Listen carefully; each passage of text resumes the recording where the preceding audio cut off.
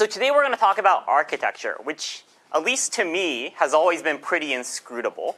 And so I'm going to take the approach of just telling you kind of everything, right? I'm going to go through all of the modern papers, and we're going to just look through what has everyone done. And so I've titled this Everything You Didn't Want to Know About Architectures and Hyperparameters, because I think we all wished we lived in a world where the only things you had to know were like VC dimension or something, right? Like very simple, theoretical tools, but that's not really where we are.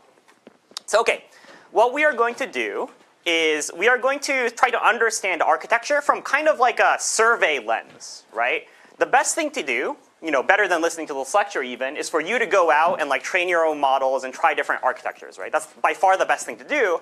That's part of the philosophy of the course. But we're not going to be able to cover the whole design space of all the different architectures that are out there, right? Like that's not something that we have the compute or the time to do. So my opinion is the second best thing that we could do is to try to learn from the experience of others, right? What has everyone else done? What are the choices that they are making, right? And by looking at kind of a broader, somewhat zoomed out picture, maybe we can start to understand, oh, these are the kinds of parameters and choices that are sort of fixed across all effective architectures. And these other ones can be sort of varied without impacting how the model will perform, right? So I'm going to talk about basically transformer variants. Like what is the modern transformer starting with the Vaswani paper. And then as we go to more modern, more recent architectures, what do they have in common? And then what are we allowed to vary, or not allowed, but what do people vary as they go through this, right? So I think many of you have taken an NLP course of some kind, or at least seen a transformer. So you've probably seen the very vanilla transformer from Vaswani et al. There's some fairly standard choices that you make. You say, oh, transformers don't have positional dependence, so we're going to add a position embedding. And what do? We're going to add some sines and cosines. We're going to have information processing through ReLU. And then we're going to have a post norm. I'll talk about what exactly that is later. And when you look at your assignment, your A1, you're going to notice some differences between the standard or the vanilla transformer and what we've asked you to implement. Well, we're going to ask you to move the layer norm to the front of each transformer block, or the non-residual layers. We're going to ask you to implement something called rope. And we're going to ask you to implement something called swiglu and not ReLU. Right? Why do we pick these? One reason is we've copied a lot of this over from Llama, but so did everyone else. Really, I think if you were to train your own language model, I think you'll quickly run into this question of, oh, there's so many choices, right? Like, what do I choose for all these things? And so let's now sort of walk through all these different models. The way I kind of think about architectures is to look at all the different things people have done and say, what are the things that people have done? Can we pick and choose from those? Percy always makes fun of me for this a little bit, but I try to look at all the different models that come out each year to try to make this lecture. And last year I thought, oh, there's just a couple papers. It's going to be fine. It's going to be fine. And then I look through all the things, and there's a lot of papers. There's Qwen2 and Gemma 3 and intern LM2. And then there were even more. There's like Nemotron 4 and Qwen2. And oh my goodness, there were 19 new dense models. And so last year I had my work cut out for me. And this year, I thought, well, there can't be that many new LM releases. Like, it's got to be slowing down, right? Like, people can't keep training 20 dense LMs per year. And that's technically right. There aren't as many dense LMs. Initially, I was like, oh, there's Qwen3. Gemma 4 just came out last Thursday, so I put that in there. And Olmo 3. There's only a couple. And of course, I have to give a shout out to Percy's own 8B model, trained with Marin. And I was like, oh, we'll just have a few things to cover. But it turns out if you start looking, there's a lot of different models. And so the fact that we have so many different models. Most of these actually are MOEs, mixtures of experts, and I'll be talking about that tomorrow rather than today. Because we have such a big diversity of models, we actually get a pretty good picture of all of the different choices that we can make. So I made this little table. We'll come back to this little table at the end of the lecture. But basically at this point, starting with the original transformer, there's been actually quite a few autoregressive language models kind of trained on the same class of things. And you can ask questions like, what are the different vocabulary sizes? Or what kind of layer norms do we use? Or what kind of position embeddings do people use? And we see some fairly clear trends. I'll be talking about this as we go. Okay. So the goal here is that we're going to cover couple different things. We're going to cover common architecture variations. So these are different building blocks of the transformer. And after we've established what the standard building blocks are, like what do we use for the nonlinearities, or what do we use for position embeddings, then we're going to talk about hyperparameters. We're going to go down even lower detail and say like, what is FFDIM? Should we make that a multiple of 4, or like multiply the hidden by 4 to get FFDIM? How many vocab elements should I have? And then after that, we're going to talk about very low-level tricks of how to get models to train stably. And the reason why I'm going to talk about that in this lecture is because these stability tricks have a pretty close connection with the architecture variation, right?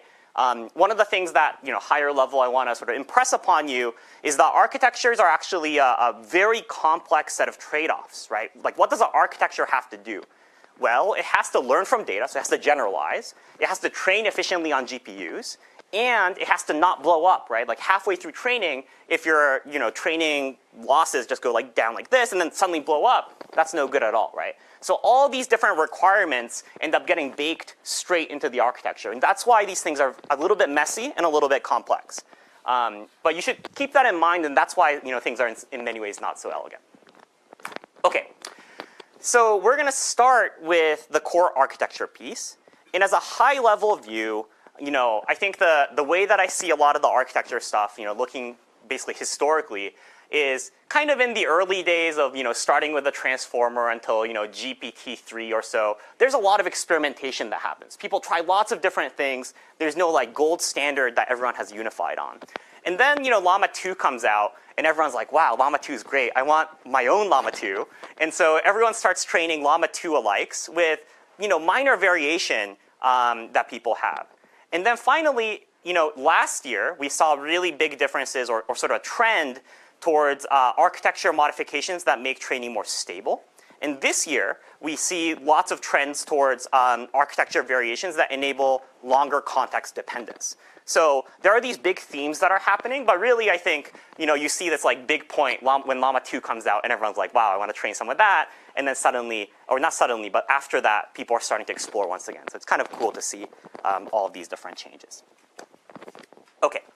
I think people can disagree about a lot of things on architectures, but there is one thing that everyone agrees on. If you take the transformer paper, I think a lot of people will say the transformer people got most of the things right, except this. And the thing that they really did not get right, or I think most people agree they did not get right, is where you put the layer norm, right? So in the original transformer paper, the layer norm goes in what you would call the residual path, right? So in the transformer, you have the residual stream, this X, that kind of runs through the whole network, and then you are going to be applying attention, which does some computation, and it will add back sort of a delta back into this residual stream.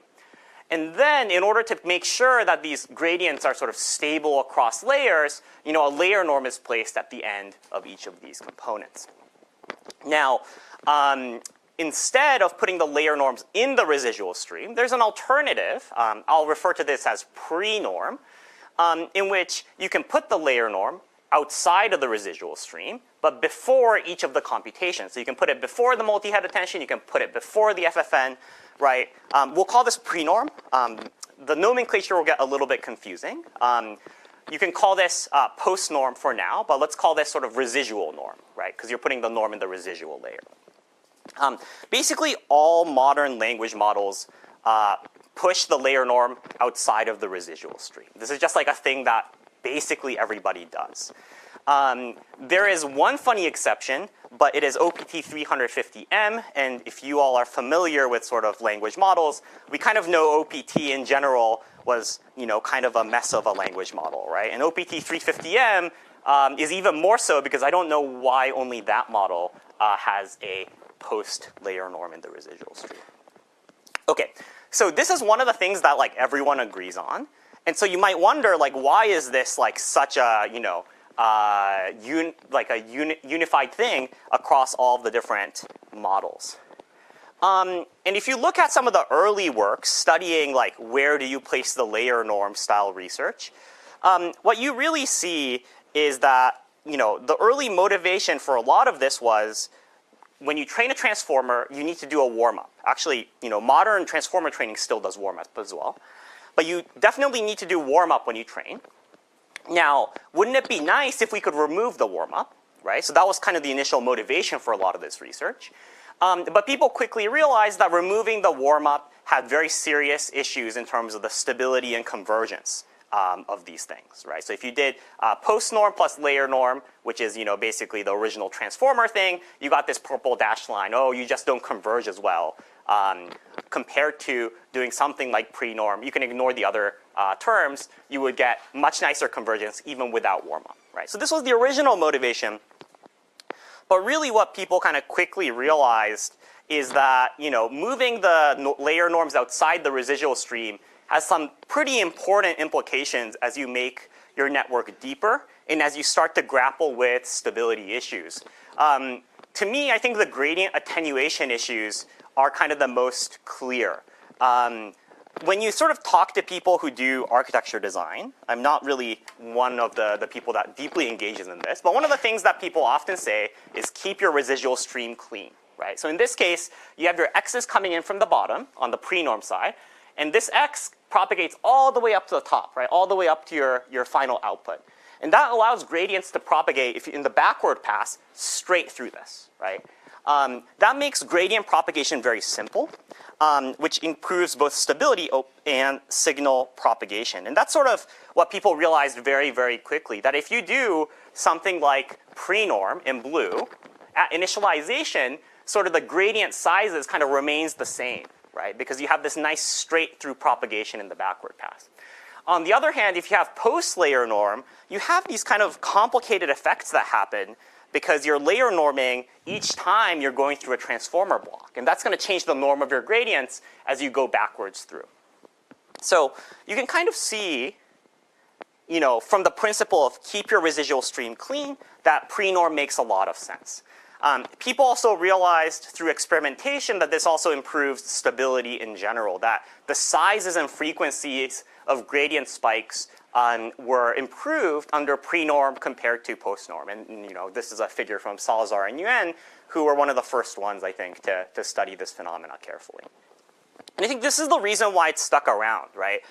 Stability and the ability to go deep are both very, very important for modern large language models. And so this idea of moving your layer norm outside of the residual stream is one that basically everyone has adopted.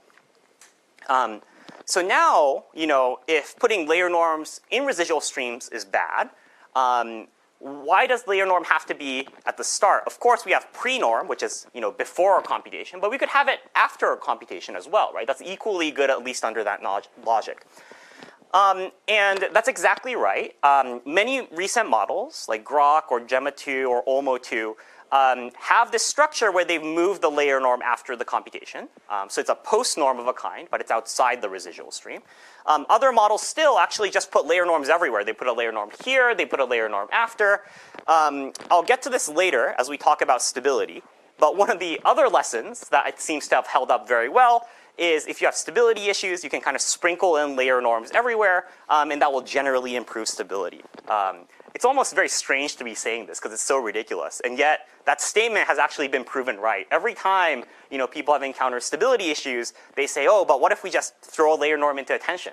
Turns out that works too. We'll get to that later. So okay, that's post norm, or double norm in this case, where you have two layer norms here. Okay. The other thing that you can do is in the original transformer, you have the layer norm, which is this operation right here. So you have your activations x. You're going to mean subtract, divide the variance, and then scale it back up, right?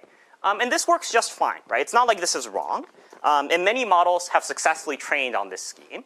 But basically, most or all modern models, I think, use RMS norm, which doesn't subtract the mean or add a bias term, right? So it's just a scaling down and scaling back up, right? So you can see this in the equation here. And really, layer norm is more expressive than RMS norm. So there's really representationally no reason why you have to use RMS norm. But RMS norm is nice because in practice, there's really no expressiveness lost. RMS norm models just as well as layer norm. But more importantly, it is faster, right? This is the part where kind of the systems and sort of architecture co-design starts to come in. Percy mentioned in the previous lecture this idea of arithmetic intensity, right? We want to keep our GPUs hot, by doing matrix multiplies and other very intense computations. We do not want to be wasting our GPUs by having them move little tiny bits of memory back and forth, right? That's a very inefficient use of our very powerful GPU. And so what we want is to remove operations that are small and involve memory movement, but don't give us much expressive power, right? So by that view, what we really want to be doing here is, if the mean subtraction and addition isn't really doing much for us, just get rid of it, right? You might think, okay, why does this matter? We're just optimizing this teeny tiny operation that accounts for, in this case, something like 0.17% of the total floating point operations of our system. But, as Percy mentioned, it's not really about the flops, right? The flops are the floating point operations we do. That's sort of multiplying matrices. But that's not runtime, right? Runtime is a much more complicated object. And, statistical normalizations, things like layer norms, even though they're only 0.17% of the flops, depending on your workload and depending on the setup, can be up to 25% of the runtime, right? That's kind of crazy. On tiny models, this can be really, really big, because you're still having to move all these parameters back and forth from fast to slow memory and vice versa when you're doing these operations. So data movement is really, really important. And RMS norm can still matter a lot because of this, right? So you can see kind of the difference here. The arithmetic intensity is in white, and then you can kind of see the flops involved in black. And you see that layer norm has a very low arithmetic intensity, which is the operation we try to want to remove as much as possible. Yeah, question over there. Data movement for normalization is so disproportionate compared to like tensor contraction or multiply. So for something like tensor contraction, which is in this case matrix multiplies, the majority of the workload is multiplying. Whereas for stat normalization, the majority of the workload is memory movement, and memory movement is quite slow. So imagine the case where like moving something is like almost all of the compute. Then you're still paying quite a bit here, right? Because activations can be quite large. Yeah, I think the percent runtime in this case is quite extreme. This is like in the tiny models with like matrices that don't really generally make sense in modern workloads, but this is giving you a sense of why this is a free optimization. And you do see this, right? This is another paper in which people were evaluating different architecture intervention. They're on et al. In 2020. I think this was a Google paper, and they show, for a teeny tiny transformer of 200 million parameters, you get more steps per second. That's the third column over here when you switch to RMS norm. And in fact, you actually get better performance, which I don't think is something that you're guaranteed, but it's a nice bonus regardless, right? So you get a free systems win by just moving to RMS norm. And so basically everyone has decided to move over to this now. And in general, there's a more general version of this. There's no guarantee to any of the things I'm saying, but bias terms in transformers and neural networks are generally not that useful. So in the original transformer, the linear terms all have biases, but most implementations actually just drop the biases entirely, right? Once again, this is another example of something that's not very arithmetically intense, but fairly memory intensive, relatively speaking. And so you might as well just drop these, right, and get the free systems win. There's also some cases, I'll just mention this offhand, where the bias terms can also induce stability issues. So they're useful in other ways. But really, I think the primary reason these are dropped is just to simplify things from the systems perspective. Cool. OK. So I think layer norms, the story is pretty easy. It's easy in the sense that what people do is fairly standardized. Our understanding, not at like a deep theoretical level, but our understanding of like what layer norm does is fairly good, right? Everyone moves the layer norm outside the residual stream, often pre-norm, but I think this might partially be because Llama 2 did that. And we roughly have a sense of how to use layer norm to control things like gradient spikes and keep signal propagation nice. Related to that, we also now basically always use RMS norm, and you hopefully understand the general principles here of basically just dropping bias terms. And that allows us to keep our system more arithmetically intense while keeping the expressive power the same. I think the unsatisfying thing about a lot of architectures is that you can't really reason about this beforehand, right? Like we don't know beforehand that dropping the bias terms is OK. But from a lot of experimentation and now collectively acquired knowledge, we roughly know that dropping the bias terms on both the linear and RMS norm is OK for typical language modeling workloads, right? This is the kind of statement that we can make on the basis of what we do when we look at a variety of different models. Okay, any questions for layer norm stuff? Good. Okay, so now I'm going to talk about activations. And there's a whole zoo of activations. There's just a lot, right? Like relu, gelu, swish, lu, geglu, celu, swiglu, liglu. And what are these things? I think at one point of my more stats ML training, I thought to myself, I will never learn these things. I will make it a point of pride to never know what a swiglu is. But now it's actually very important for us to actually like have a general sense of what these objects are and which parts of these names actually kind of matter for performance, right? So you can build and train a language model on just a fairly vanilla activation. Even, I guess chinchilla is probably the best model out of that group, but even if you just want a ReLU, you can train a reasonably performant language model using just that activation. There's nothing wrong with that, right? And if we move to GELU, which is a Gaussian error unit, and really the only difference is this tiny divot at the bottom here, which really, for the most of the activation doesn't change anything, but changes the gradients right near 0, then you can train models like GPT-3, right? That's a perfectly good large language model. Not, modern by modern standards, but perfectly fine.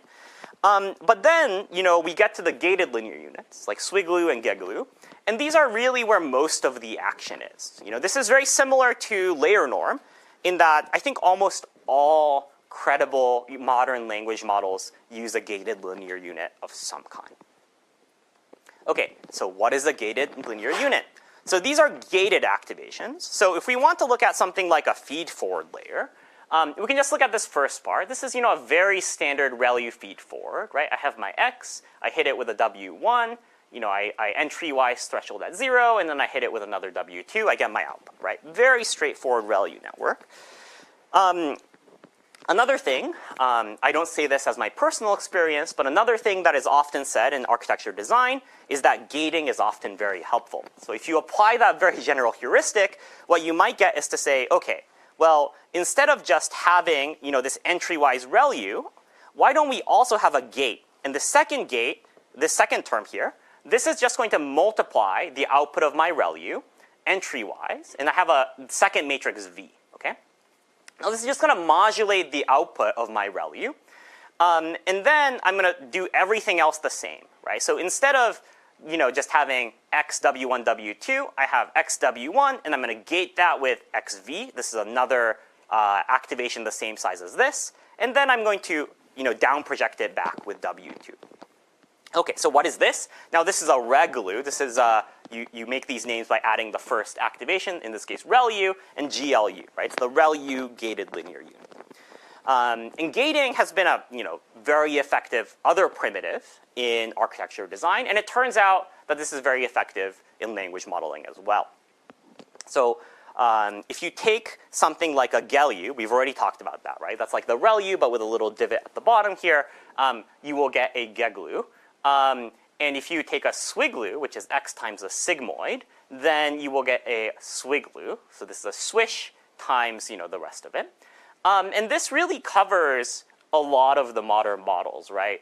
Generally, the Google folks have used geglu, so like the Gemma models, the T5 models are those. And everything that's kind of like a llama descendant uses a swiglu. So Palm and the llama descendants are all kind of swiglu models.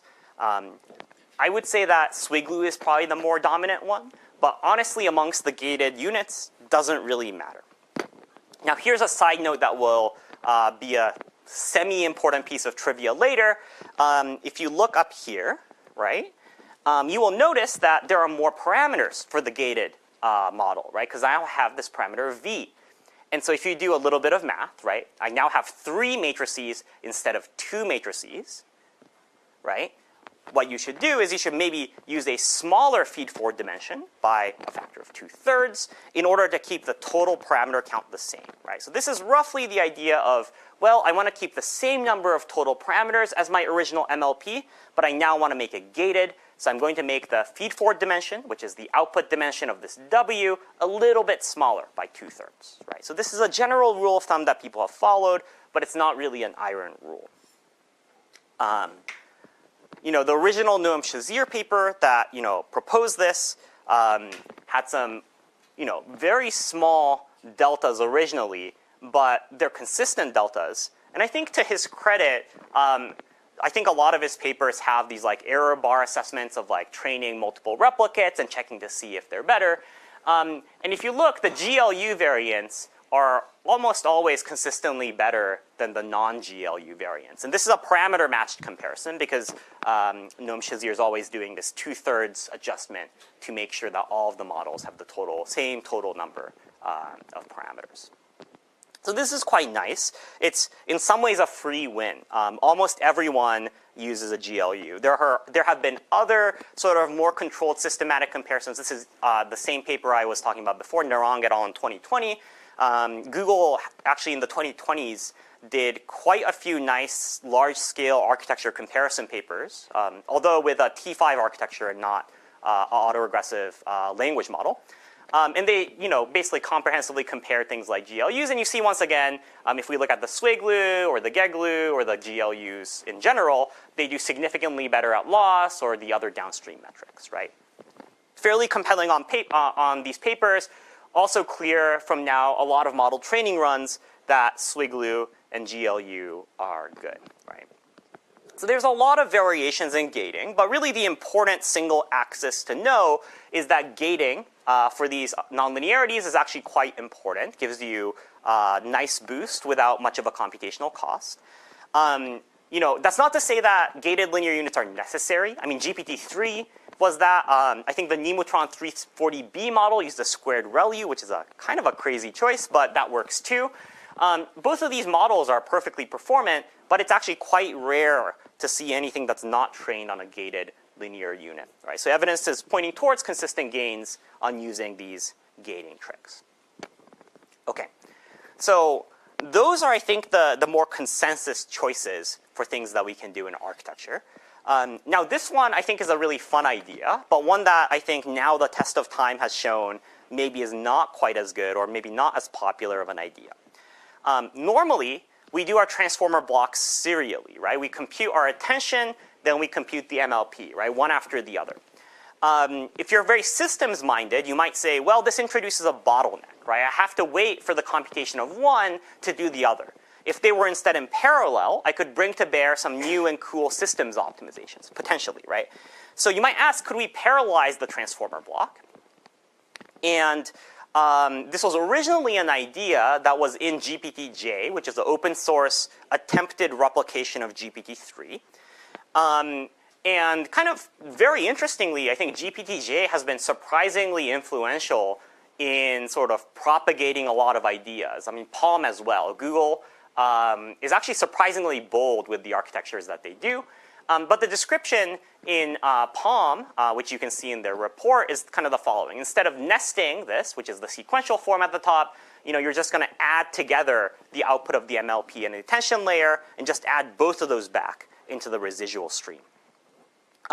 If you implement this right, you can actually share a lot of the components. Like you can share the layer norms, you can fuse the matrix multiplies. This allows you to potentially get additional systems optimizations.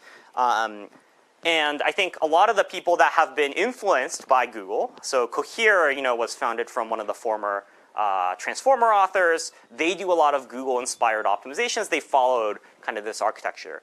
But not very many others. This has been an approach that has really fallen out of popularity over the past, I think, 2 years. I think mainly because optimization of the serial form has gotten sufficiently good that the systems gains from the second one just isn't worth the small hits to representation power that you end up getting going from parallel to serial. Effectively, you can think about it as you've lost half of your depth, right? And that can be a deleterious thing to do to your model. Okay, so in terms of the architecture things, actually, the fact that this is so short should kind of suggest to you how much the original transformer formulation has somewhat stood the test of time, right? Because the only thing I'm really talking about changing here is, where the norms go, or, whether we have bias terms, or whether we gate the MLPs. But those are actually pretty minor changes compared to all the things that you can do. Now, Those of you that are sort of carefully paying attention might say, but wait, there's a lot of transformer alternatives that change the attention. Yes, you'll have to wait until next lecture, because today I'm just only going to cover sort of core attention-based methods, and next lecture I'll throw in a little bit of state space model stuff. But as long as you're in this like dense attention land, actually the architecture from the original transformer paper is pretty close to what we do. So you see quite a bit of this, right? So just now going back to this, blue here is RMS norm, black is layer norm. You see most of the modern models are sort of RMS norm models, serial versus parallel layers. The blue one's parallel, the rest is serial. You see mostly serial layers. Pre-norm versus post-norm. Some of these ones that I marked as post-norm are actually pre and post-norm. And then these ones on the right, these are GLUs almost always, with the exception of things like Falcon, which use a gated linear unit. But almost all of these are really gated linear units for modern models. So you can see the trends quite visually from what I'm telling you. Okay, so really the thing that is very different across implementations, and I think a place where a lot of the architecture stuff is still in flux, is how you do kind of position dependence and incorporate information from other positions, right? So the core attention component in some sense. So there are lots of different ways that you can encode position into a transformer. And just so to remind you, right, this is very, very important because attention is positionally independent, right? They're just inner products, so you can just shuffle them and attention would be the same if you don't have a position embedding. The original transformer had sine and cosine embeddings, kind of like a Fourier transform intuition that if you have sines and cosines, then you can kind of recover position from that no matter what. A number of other sort of large models that followed soon after that used absolute embeddings, where each position had its own different embedding.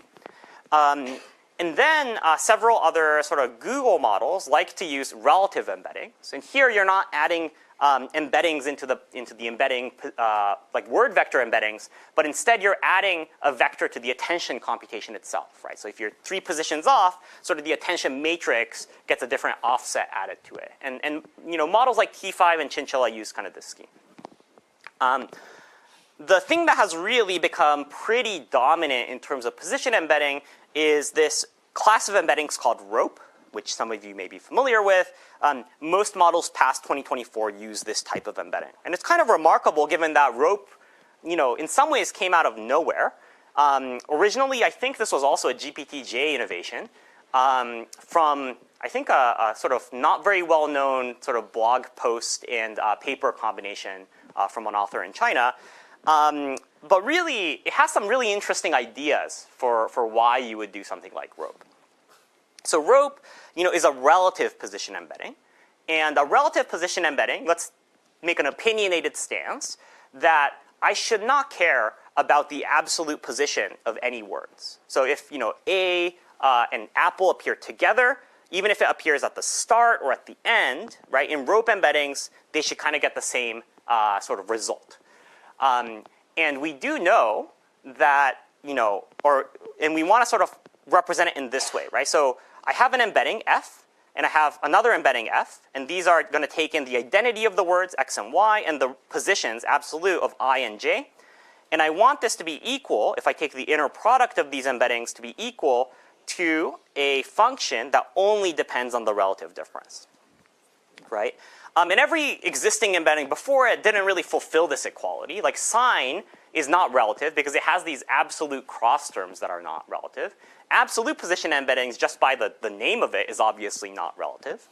And then relative embeddings, technically these are relative, but they're not kind of embeddings because they're just adding to the attention matrix, right? So there's no inner product structure that you can extract out of this guy. So given this, you might ask, is there a nice way that we can truly have this relative embedding? And the idea is very cool. It's really just looking at kind of properties about angles and cosines. So we want our embeddings to be invariant to absolute positions, and we know that inner products of any kind are invariant to arbitrary rotation, right? So the idea is to say, I'm going to take my semantic word vectors, the ones that are independent of any position. So this is my starting point. And then I'm going to rotate each of these vectors, in this case in 2D, based on the position that the words appear. So, just as a simple example, let's say we have the sentence, we know that, right? We appears at position 0, so I'm not going to touch that at all, right? I'm just going to keep that where it is. The word no is at position 1, so I'm going to rotate it by some angle, right? And that's my one position rotation. Now, what happens if I apply the same idea to the following sequence? Of course we know, right? In this case, we and no are still adjacent. They're right next to each other, but their absolute position has shifted, right? Of course, comes before we know now. In this case, I'm going to rotate the word we by 2 positions because it's 2 index, right? 0, 1, 2. So the word we is in the second position number 2, so I rotate by 2. I rotate no by 3 positions because it's in position number 3. And what do you know? The relative angle between these two is still separated by 1, right? So this is a very, very simple idea of just using rotations to represent position. And if we do that, then anytime we take an inner product, those inner products are going to be invariant of absolute positions. Now you might say, well, in 2 dimensions, that's pretty easy because you've only really got one choice. You've got clockwise and counterclockwise. But in high dimensions, there's an infinite space of ways that you can rotate vectors. So what do you do in d dimensions? Well, you do the simplest possible thing, and it works. The simplest possible thing is to reduce it to the 2D case repeatedly. So you have a d-dimensional vector, just cut it up into chunks of 2, and each pair of 2 dimensions gets rotated.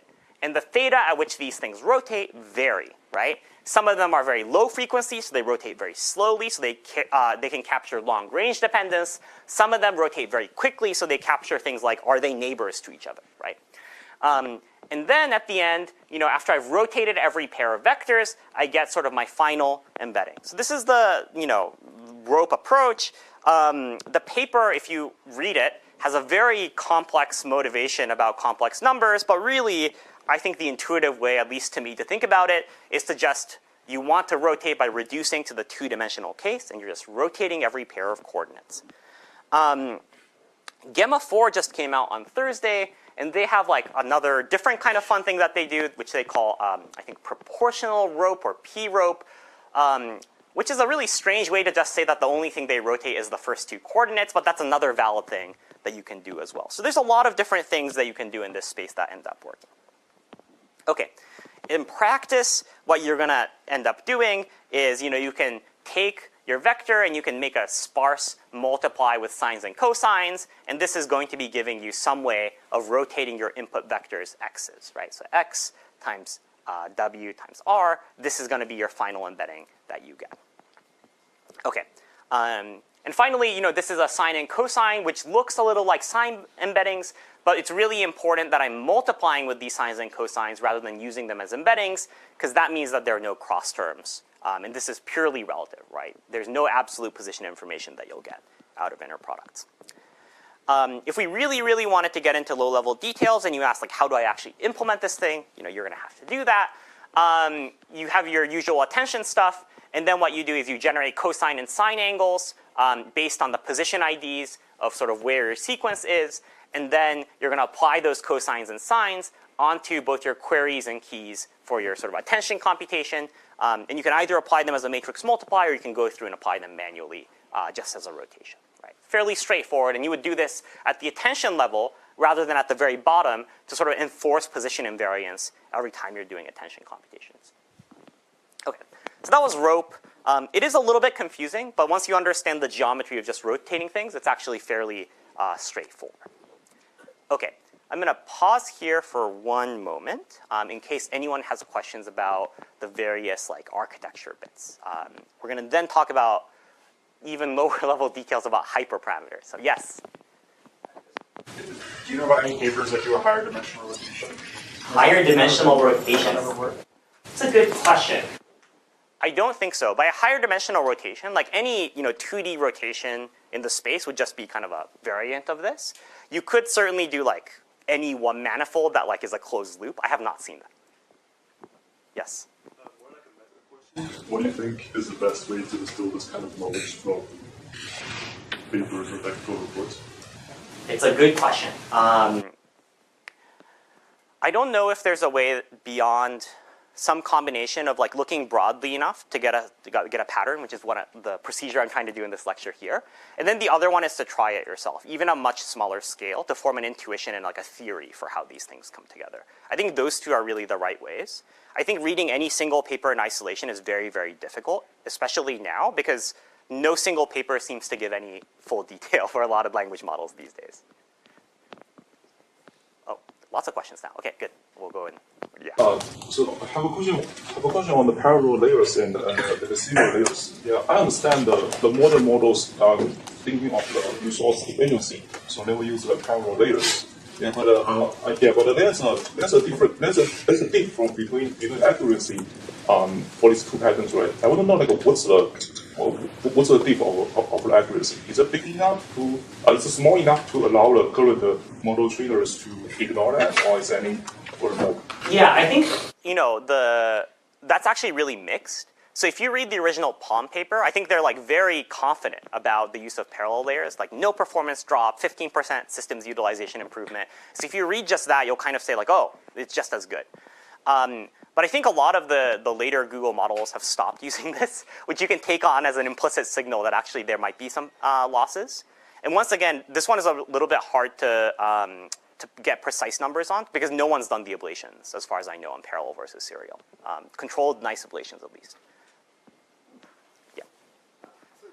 What's the difference between like E-rope and rope? If you might have read. Yeah. I mean, this difference is really just like which of the coordinates you rotate. Like you don't rotate most of them because a lot of the argument originally, I think, is that the low frequency parts just aren't rotating very much. And so you can drop them if you're really strapped for, sort of extra space. And this is really a optimization for teeny tiny models where like you don't have very much like hidden dimensions to have activations for. Yeah. For the relative embeddings, not having an inner product, is that because it only applies to keys, basically? I was trying to understand. Yeah, so they apply both to the keys and values, which is kind of why you get this like relative effect from where you are. You want to not have cross terms, right? So if you look at the sine and cosine embeddings, then you'll not only get sort of the original vectors, you'll kind of get these weird cross terms between the position embeddings and the word embedding themselves, and so on and so forth. And then you can kind of back out what the absolute position is. So even sine and cosine embeddings are not like pure relative position embeddings. You have to accept the premise that the relative embedding is what you want. But once you do, kind of you end up at the rope solution somewhat naturally.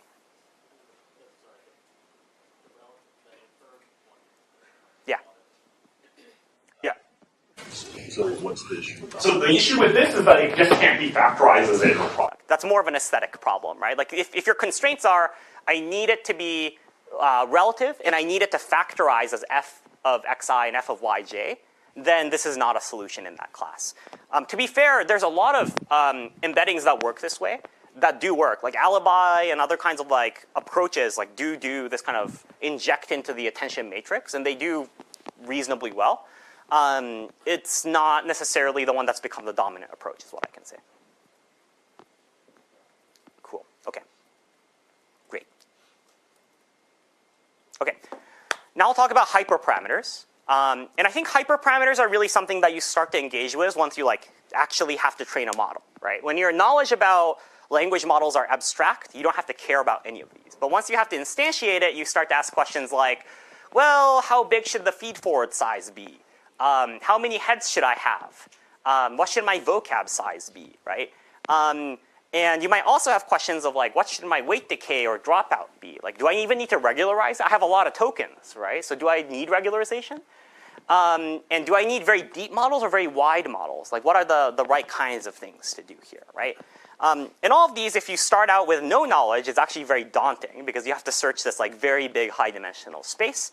But the space of things that people try is actually pretty small. And from that, maybe you can start to think about smarter search processes of like where you want to vary things. One of the things that's a really consensus hyperparameter is this idea of the ratio between the feed-forward size, which is kind of the output of your first matrix multiply in an MLP, and the model dimension, right? So this is really the ratio of the two dimensions of your W1 and as well your W2 matrix. This seems like a thing that's very important and controls kind of the richness of your MLPs. So what should it be? Well, for whatever reason, it should maybe be 4 times your hidden dimension, right? And this is a rule of thumb that works remarkably well. And I will show you some data on like why maybe this is a fine number to choose. There's a few exceptions. And funnily enough, the really extreme exceptions kind of backtrack on that. Okay. Exception number 1 is variance of the gated linear unit. I already told you about this, so if you were thinking about it, this is probably cached in your head, right? GLUs have more parameters, right, if you keep the same dimensions. So if you want to keep the parameter size of your MLPs the same, well, you need to scale down by 2/3, right? So most GLU variance, this means that you're going to end up with something like 2.67-ish, right? So everyone that's down here, 2.67 to 2.5, this is roughly applying this like 2/3 correction. And then for whatever reason, the Llama 2 folks decided, well, we actually have very efficient attention heads with like MQA, which I'll talk about later. And because of that, we can multiply this ratio by an arbitrary 1.33, and we'll get roughly 3.5. And so the Llama people kind of like arbitrarily chose a slightly different ratio, which essentially emphasizes the MLPs a little bit more. But really, if you actually look through all of the papers, you'll find either 2.6-ish or 3.5 for GLUs, or 4 if you're doing non-GLU models. Okay, there's another exception which I find to be very funny, but also very, very cool, which is, throughout, as you read these like technical reports, you'll find that most people are just very boring in their choice of architectures. They're like, we did Llama, but we changed one thing. But folks at Google are very bold sometimes. And T5 is one of my favorite ones because they have some really bold settings. They decided that instead of following this like 4x rule of thumb, they decided that they want to have a 64x multiplier, which is like way bigger than 4. And they have a reasonable argument for this as well. This is another like systems-based argument, right? They said, well, if the bigger my matrix multiplies, the more efficient I can keep my hardware.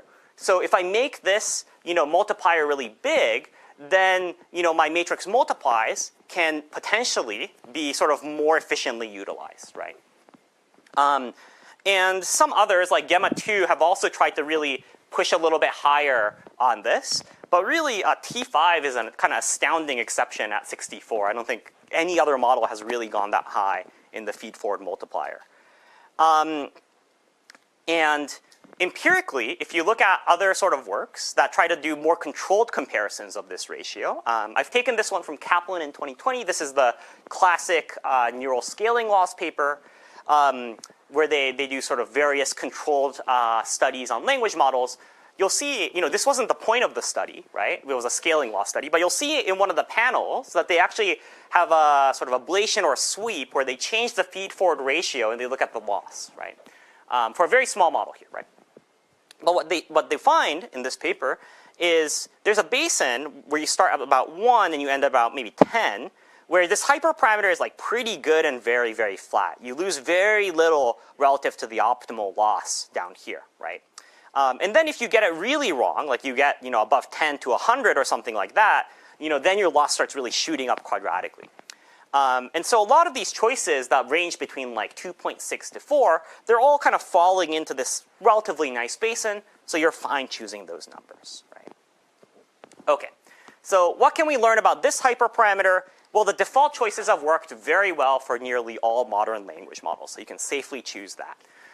T5 was a fine model, or the version 1 T5 was a fine model, right? Like it wasn't a bad model. And so even radical choices can technically work, but it's probably going to be compute inefficient. And I think the funniest part of this saga, this is kind of the punchline of the T5 saga to me, is that they have a follow-up model, T5 v1.1, that's like supposed to be the improved version of T5, and they kind of go back to the standard 2.5 multiplier, So there's nothing explicitly stated here, but clearly, when they tried to update T5, they decided that they wanted to go back to a more standard multiplier, which I find to be a little bit funny. Okay, so that's the feed-forward ratio. which now you have like a rough sense of like what the right order of magnitude is. Now let's talk about a different consensus hyperparameter. I always found this to be very strange when sort of teaching 224N and just sort of teaching students about this, which is if you have a multi-head attention, where you have multiple heads for your attention in your transformer, the canonical thing to do, the thing that almost everyone does, is if you have multiple heads, you make sure that the size of those heads, the head dimension, is such that you sort of have the same dimension as a single head transformer, right? So you always make sure that you sort of divide the hidden dimension to basically multiply with h. So in this case, right, you have h, the number of heads, and the dimension of each head is d over h, so you multiply the two and you get d, right? For some reason, this is kind of the rule of thumb. Of course, this doesn't have to be true. We can arbitrarily change the ratios between head dimensions and model dimensions, but most models do follow this guideline, and it turns out to work pretty well. We can look at a variety of different models, classic and new. I have the latest and greatest coin as well, and you kind of find, yeah, the ratios are roughly around 1 a model head. Notable exception of T5, and even Lambda, which is another Google model, but really everyone sticks around 1. And I think this is kind of an interesting one. I think the thing about head dimensions that I'll end with here is I think this is yet another kind of forgiving hyperparameter. There's a couple ablations that people have done. There's, once again, a pretty wide basin around 1 that you can sort of get away with. Okay, but that one's maybe not the most critical hyperparameter. I think maybe one of the most critical and interesting ones, I think conceptually, is this idea of an aspect ratio, right? And sort of to add an extra point here, when you scale models up or down, the way you usually do that is you fix an aspect ratio, like how wide your model is versus how deep it is, and then you make the whole model bigger, right? So the aspect ratio in some sense controls the entire depth to width trade-off as you make models bigger, right? Now, you might wonder, how deep should my model be? Like if you've been following all this stuff on like reasoning and so on, you might think, I need a really deep model or a really shallow model if I want systems utilization. You might think that there's a lot of sort of variation. And there is a lot of variation, much more so than other hyperparameters. But there's actually like a fairly clear sweet spot that most modern models fall into. You don't really see models go like too deep. And you also don't see models go too wide in either direction, right? You see most models have a ratio about 100 D model over N layers. So about 100 sort of width for every layer that you have. I mean, this is true for like GPT-3 or Llama or any one of these models. And really, I think the considerations are partly a trade-off between expressiveness and hardware, right? If you have an extremely deep model, they get very, very annoying to deal with systems-wise. The deeper your model, like what is the ways that you have for parallelizing them? Well, you might have to cut up your layers. If you cut up your layers, we'll talk about this in the systems lecture. Once you start cutting up your layers depth-wise, you have very serious issues in parallelization. Pipeline parallel, which is what this is called, is something that like most people really, really do not want to deal with. Whereas width is much easier to parallelize. If you have a really wide model, you can cut that up very easily in your GPUs. Tensor parallel is what it's called. Is much, much simpler to deal with. And so in some sense, there's systems reasons to go wide, and maybe there's expressiveness reasons to go deep, and you end up at roughly 100. And I think one of the really interesting things about transformer hyperparameters is there are a lot of hyperparameters that seem quite important, but they're also fairly forgiving, and people have converged roughly on the minimum. This is yet another plot from Kaplan et al., which shows another sweep over hyperparameters for differently sized models. And once again, you see, regardless of kind of the size of your model, roughly speaking, the optimum aspect ratio is fairly similar, and they live at about 100, maybe a little bit less depending on how you want to do the accounting. But really, anywhere near 100 is a pretty safe bet for aspect ratios. Ite and others did a number of really interesting sort of like architecture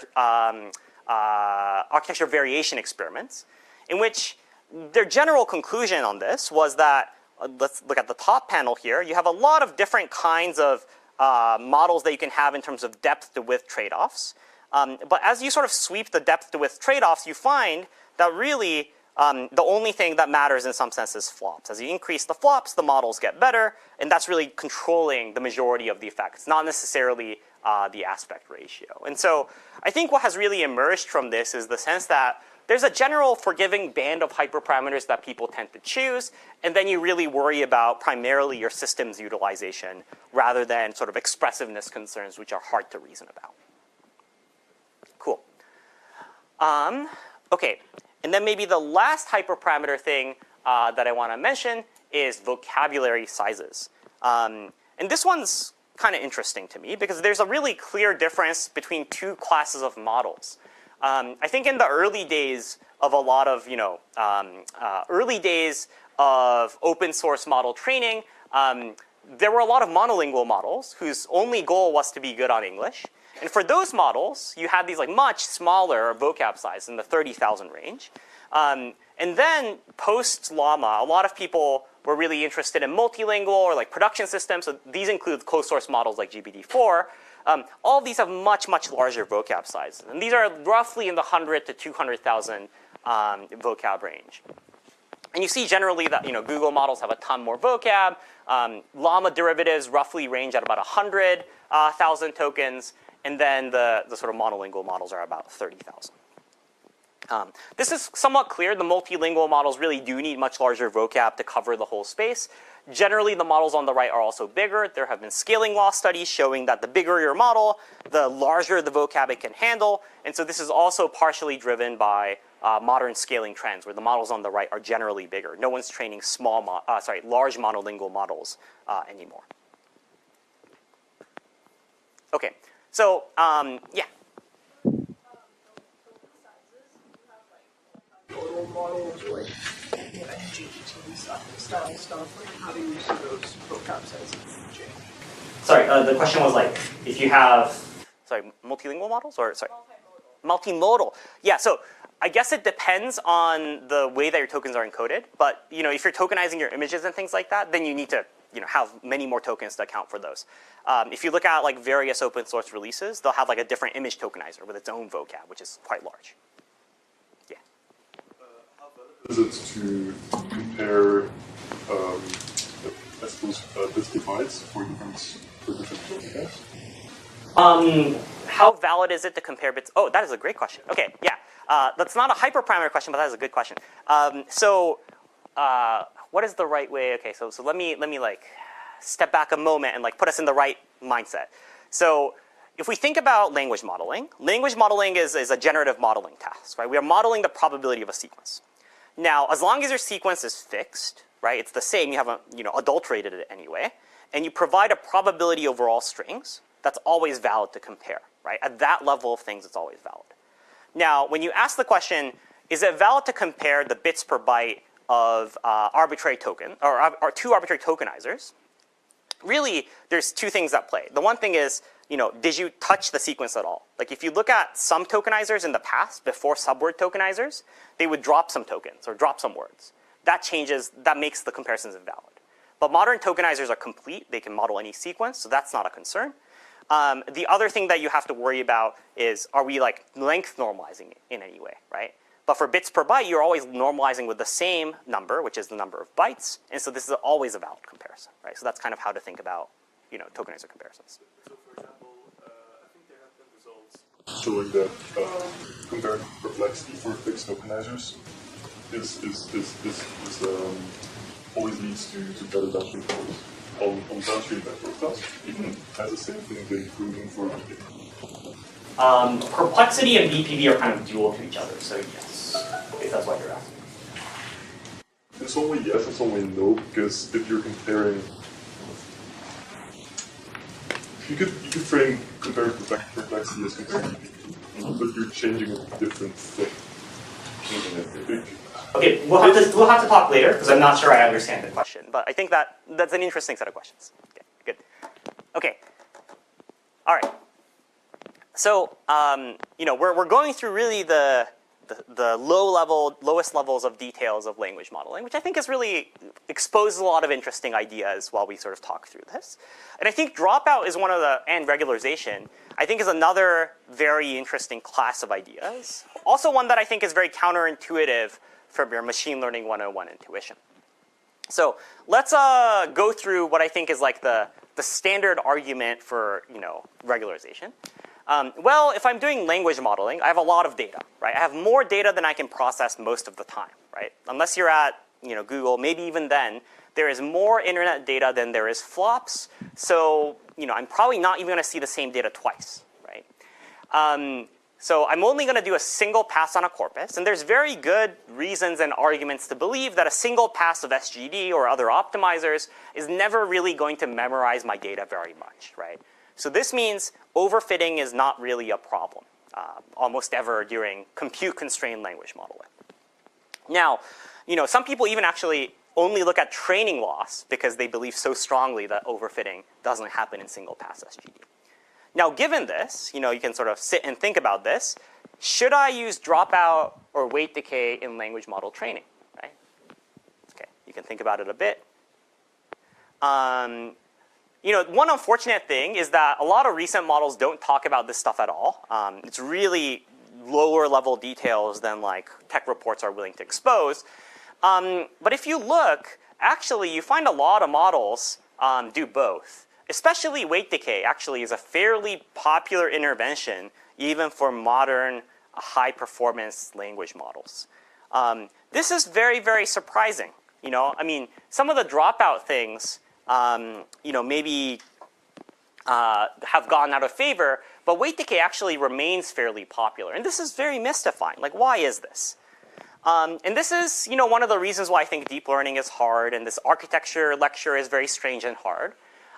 It's because these things interact in very strange ways. So there have been papers that have argued and shown nice evidence that weight decay is actually not a regularizer sometimes. It actually interacts with the optimizer to essentially make optimization better. So if you look at the training versus validation loss across different weight decay settings on language model training for single pass SGD, you don't really see any difference. Like weight decay isn't shifting things, so the validation loss is better. There's already no overfitting. We're on the x equals y line here, right? So doesn't control overfitting, but if we kind of look at different levels of weight decay, and not only just different levels of weight decay, we look at weight decay combined with learning rate decay, what we find is that the stronger weight decay runs, these blue dashed lines on the bottom, do significantly better because they start out slow, but they essentially end up converging to a much better minimum later. And this is, generally true when we decay learning rate, not necessarily true when we're in constant learning rate, which is maybe somewhat more of where your intuition is coming from. So, this is part of why it's very difficult to reason sort of a priori or like from scratch, the behavior of all of these different choices, and why, I think Percy and I have designed this class so that you interact with stuff, because, you might come upon this thing where basically weight decay is actually an optimization intervention and not necessarily a regularization intervention, which is, what you would expect here, right? So always keep that in mind, that these kinds of unexpected effects can really start to kick in for these kinds of settings. Cool. All right. So to put everything together for hyperparameters, there's actually for a lot of the maybe more hairy looking hyperparameters, actually just fairly standard choices that have worked well for everybody, right? Factor of 4 rule of thumb, keep your head dim and your number of heads equal to the model dimension, pick an aspect ratio roughly around 100, and if you ask about regularization, right, you want to maybe try a couple of things because regularization actually does interact with optimizers in ways that are quite counterintuitive, right? So this is a thing that some people still do, even though you don't need the regularization at all. Actually, maybe I'll stop here in case, yeah. Are there any significant architectural differences maybe for like diffusion modeling? Ooh, diffusions. That I have not looked into enough, to be honest. There aren't that many people training big diffusions is one issue. And many of the models that have been trained are retrofitted. So I think the architectures are actually the same as the, like a llama-like model. But if you're asking the question of like, what's the optimal architecture if you were to train from scratch, I don't know what that is actually off the top of my head. Yeah. Do you have any explanation for why regularization mostly has optimization? Well, I guess it's not that regularization in general affects optimization. I don't think people do dropout anymore because it doesn't really interact well with optimization. But for example, weight decay, which is shrinkage to 0, that might allow you to use a higher learning rate, or it might allow you to decay faster. There are lots of ways in which all of these terms are interrelated. Cool. Okay. Now, I've talked a lot about how to design expressive models by sort of looking at all these other models that have been trained. One of the things that I'll highlight now is over the last few years, a really big emphasis has not been on performance alone. It has actually been on stability. And this becomes an increasingly important concern as your models get more and more expensive to train, right? We've kind of seen that a lot of these choices are forgiving, right? Everyone's kind of doing similar stuff. And so, you can mess with these, but you're not going to get a big performance difference. That's fine.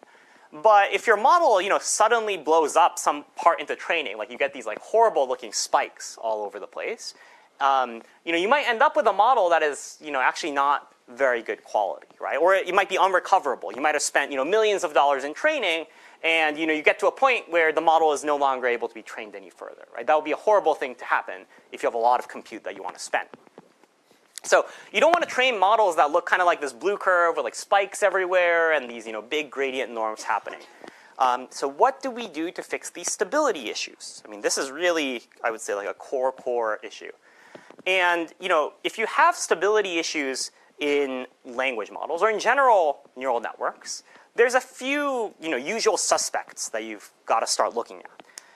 One of them is the softmaxes. And the softmax has two things that are both really bad for stability. One of them is an exponential, right? We can see how that blows up very quickly.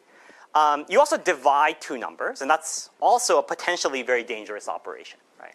So a softmax is one place where you got to be extra careful. And where are the softmaxes in a language model?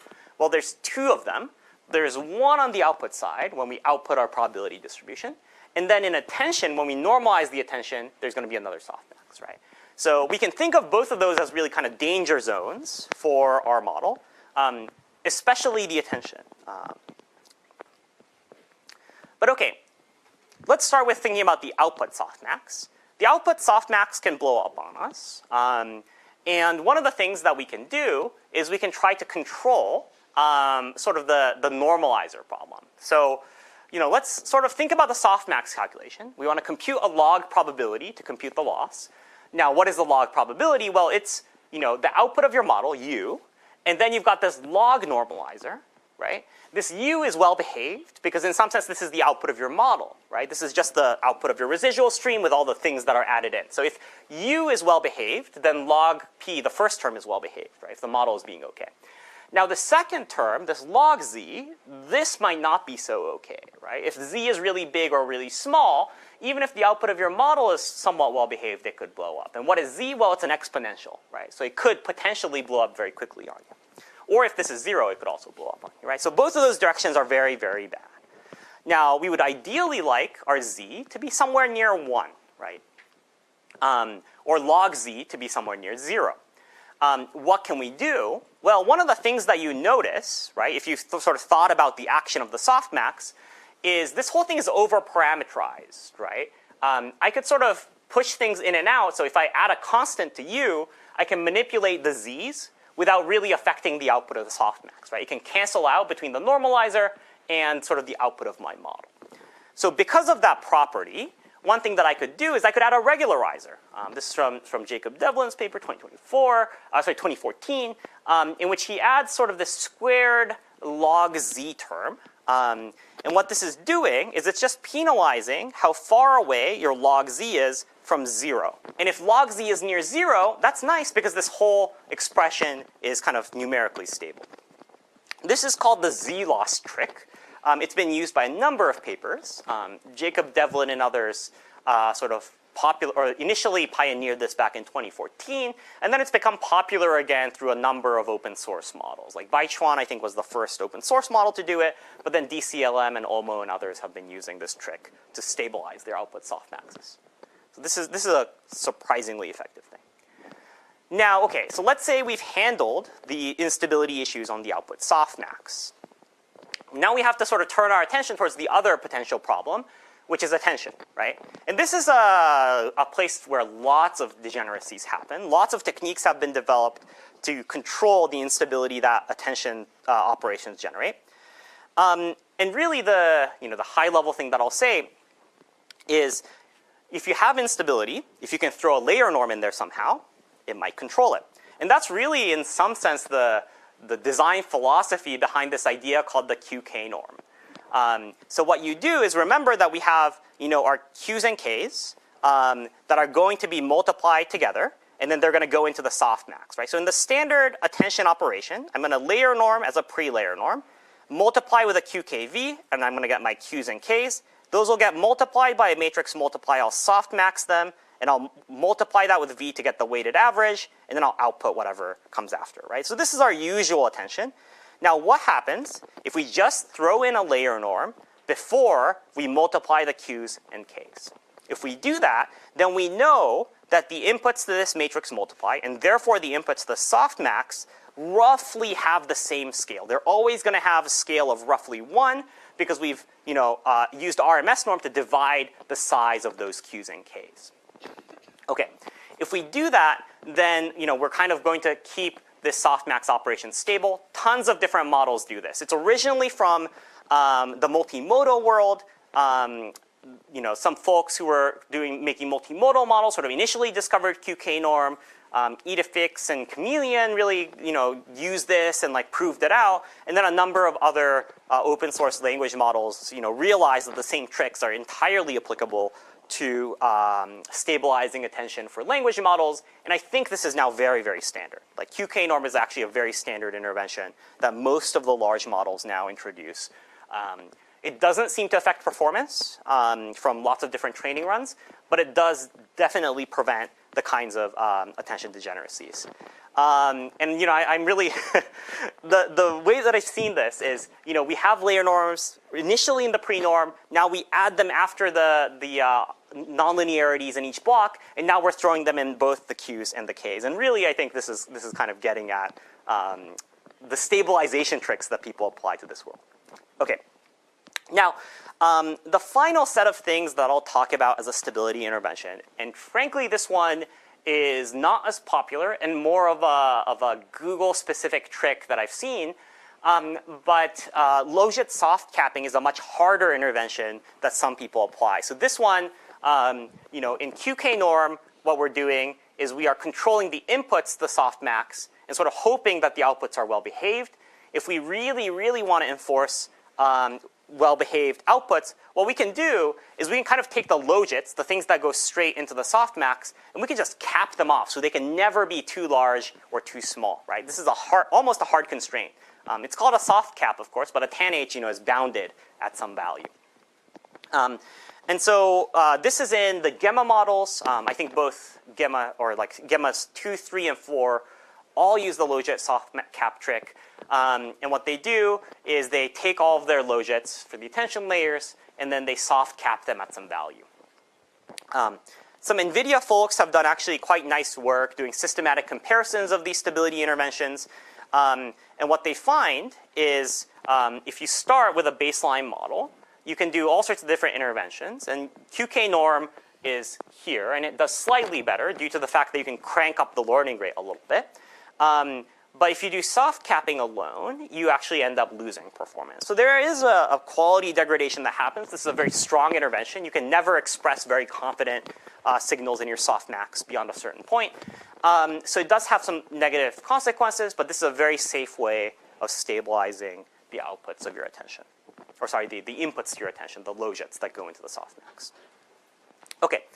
So that's kind of the end of the stability components. I can pause for a moment here, and I'll talk about sort of various attention things after that. Cool. Okay. All right, so the last thing I want to talk about today is various interventions that you can make to your attention head. And as I was saying at the beginning of this lecture, I'm only going to talk about all the things that you can do to sort of dense all-by-all attention today. So if you were interested in hearing about state space models or linear time attention, sadly today is not the day for you. The things that I do want to talk about, which are really commonly implemented attention interventions today are group query attention, which really saves the inference costs by reducing the number of heads, and sparse or sliding window attention, which really originally came from the GPT-3-ish family, but have now really been adopted widely by most models that are looking to do long context, unless they're doing exotic SSM stuff. So I'll start with group query attention, or GQA or MQA.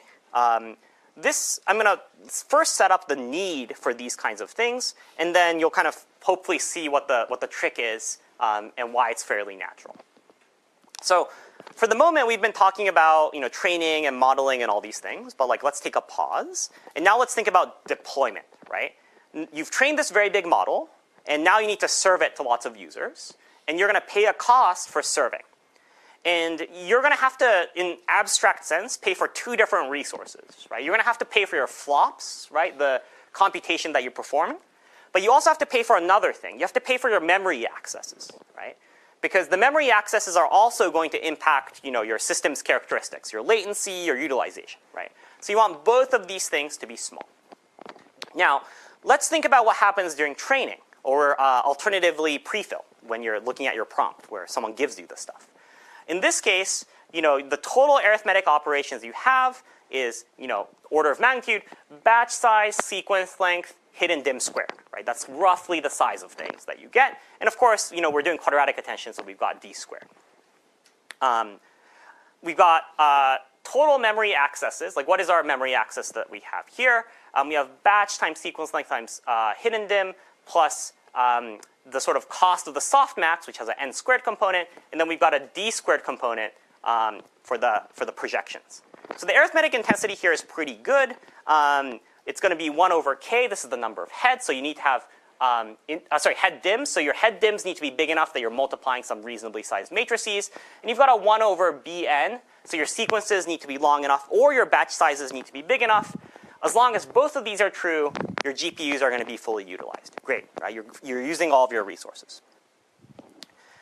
Now, we have finished training, and now we're serving our users. How do we serve our users? We're going to generate tokens and send it to them, right? Now, if we're doing that, I can't parallelize the generation process. What I'm going to do is I'm going to generate a token. I'm going to condition on it. I'm going to generate the next token, and I'm going to repeat this process one by one. Right? This is just sort of the curse of autoregressive language modeling. We have to do this. In order to do this, the efficient way to do it is to maintain all of the sort of past keys and queries that I've had in what's called a KV cache. So the KV cache is going to maintain this matrix of q.k over the past.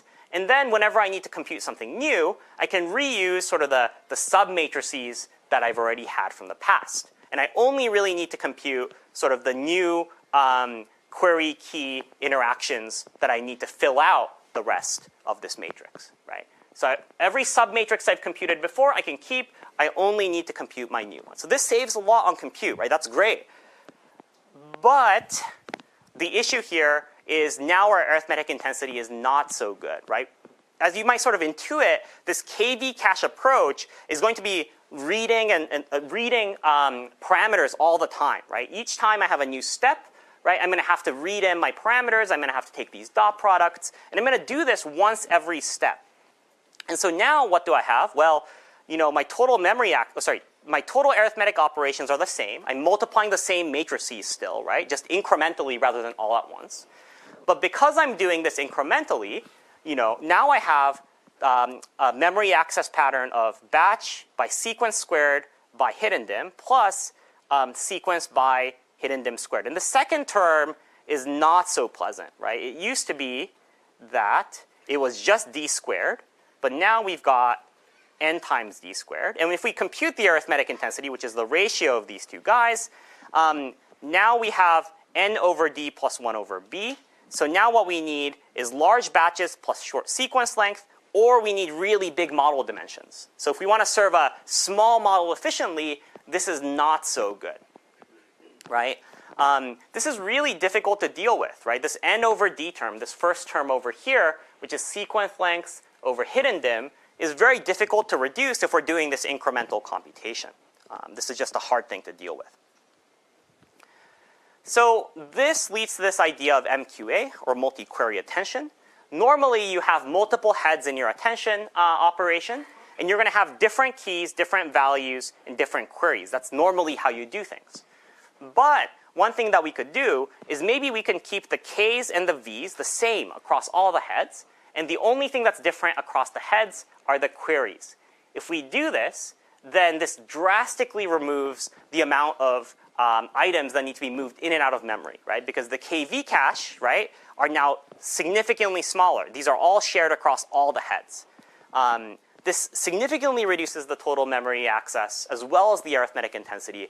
And we're kind of, the key term that we were talking about here, we had the N over D term. Now we have H multiplying this, right? And so this H term allows us to significantly reduce increase the arithmetic intensity if we have a lot of heads, right? This is a significant gain over what we had before. So this gets us significant efficiency improvements, but the issue with MQA is, this is on the right here, you have one value and one key for all these queries. You do, in fact, lose significant expressive power if you do this. And so there's this trade-off between systems efficiency and expressiveness, and you might wonder, is there sort of a sweet spot in which we can avoid trading off, quite a significantly expressive power and computation? And that's where GQA, or grouped query attention, comes in. The original transformer is multi-head. We have queries and keys for each head.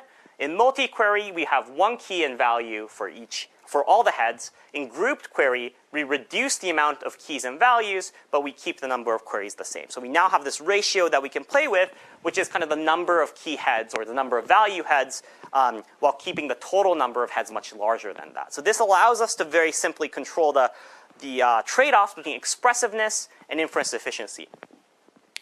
There are other sort of tricks from DeepSeek v2, multi-head latent attention, that I'll sort of mention briefly next time, which sort of have a different kind of factorization structure and a different set of trade-offs. But really, the nice thing about GQA is that in practice, the trade-off is quite favorable. So if you have multi-head, your performance, this was, in the, I think, T5 days, if I remember right. This is your downstream model performance. This is your time per sample. You want to reduce this as much as possible. With multi-head attention, you have best performance but very high cost. With MQA, you have lower cost but much lower performance. Similarly, if you make your model smaller to try to hit your performance targets, you get much worse performance. GQA really does get the best of both worlds. Very low inference cost, nearly the same performance as your full multi-head. And you see sort of this like GQA group structure where if you have a small reduction in the number of heads, you basically have most of the gains in your performance, which allows you to sort of keep most of the expressive power while getting significant inference improvements. And Percy will talk a bunch more about sort of the inference mechanics later, but sort of this should give you a flavor of like why models today almost all adopt this GQA structure, because it gives you a lot of this inference cost, which is really critical, without very much of a expressiveness hit. Cool. Any questions for GQA or KV cache? Yeah. But given that you have so many rules of thumbs for what hyperparameters are good, to what extent are you still searching over hyperparameters versus exploiting these rules of thumb that you have? I think it's a mix of both. I think every sort of model training run has some theses about what can be varied. And so you see this in a lot of the reports, where I think the hyperparameters are often not where people are touching too much. But you see like architecture changes like one at a time in a lot of these reports. But it's very rare to like go and change everything up. I think Google is one of the only orgs that seems to like really spice things up in a significant way. The Gemma series has done some pretty interesting things. The most recent Gemma 4 release, for example, now has like individual embedding for every layer in a way to control the trade-offs between like memory use and flops. It's a very interesting set of things that they've done. Oh yeah, back there. Been experiments with like dynamically altering some of these parameters during training? During training, let me think. Weight decay, yes. Weight decay, people change in concert with like learning rate. That is actually a heuristic that people do that works very well.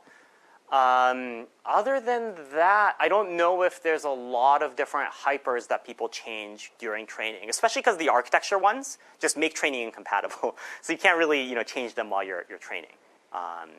Yeah, so I think weight decay is probably the one that I can think of. The others are usually fixed. Yeah. The MQA is it's not just inference time fixed, it's applied to your training. That's right, yeah. You train with a certain number of keys. Yeah. Cool. Okay, the last thing I'll talk about is sliding window attention, which is a really old idea. Like, GPT-3 used actually this, if you read the paper, they'll say we alternate between full attention, where every position can attend to everyone in the past, and a banded matrix style attention, where you can attend to everyone within a fixed window. And OpenAI has some early work on these kinds of different kinds of attention patterns that you can use. But actually, this has become really, really popular over the past year. This idea of alternating, the big full attention and a more local attention actually hits a sweet spot for how to manage long context performance while not paying too much for inference. I think, the more recent revival in open models, I would maybe say Cohere Command A was the first one I saw do it, where they, had this structure where every 4 layers they would have a full attention that attended to everything. The 3 layers in between would use a sliding window attention that would only be able to look at local structure. And of course, as you go up, in this case down, because they ordered the diagram the other way. As you go down sort of these blocks, you're aggregating local information into global ones. So the local attentions at the end can, of course, access more global information. But this, allows you to manage the cost of having a really long context without having to go for something like a state space model or more exotic intervention. And that's worked quite well. There's also some innovation where people change the embedding format for the long range information, where they get rid of things like rope, so you have no position embeddings at all. So you're really looking almost at bags, where the short range information still gets position information. So people do all sorts of kinds of interventions involving these both the embeddings and alternating local and global structure. I'll say that this is attention and in general how to manage the trade-off between long context and sort of long context cost and performance is still an active area of investigation. It's a place where the most architecture work and changes are still being done. We see essentially a bunch of other models adopt this idea. Llama 4, most recently Gemma 4, OMO 3. They all do this combination of sliding window attention and full attention, in their case using full rope instead of nope as the embedding. So as I said, this is becoming really, really popular. Qwen 3.5, which I've put on the right, they're actually a little bit different because they alternate a state space model called gated delta net and a full attention every sort of one full attention every 4 layers. So it's the same alternating structure, but they're using a different sort of cheap layer. In their case, they're using a state space model. I'll explain what that is next lecture, instead of a sliding window sort of local attention. But you see this is I think, a new theme over the past year where, open models are really trying to grapple with long context performance. And the way to do that, at least so far, is to have these hybrid models that aren't just global attention, aren't just cheap attention. There's some sort of mix in between. And that seems to have worked very well so far in a lot of these models. OK, cool. So as I was sort of trying to emphasize, when you look across all of these models, you start to see a lot of patterns and hopefully a sense of general understanding about what things you can do and what things are good defaults. We also see a lot of differences in how we handle context, in how we handle position embeddings. Even tokenization, there's some differences, right? So there are differences across these models, but there's also commonalities that hopefully now give you some intuition as you go out and do your assignments and sort of mess with the leaderboard and so on.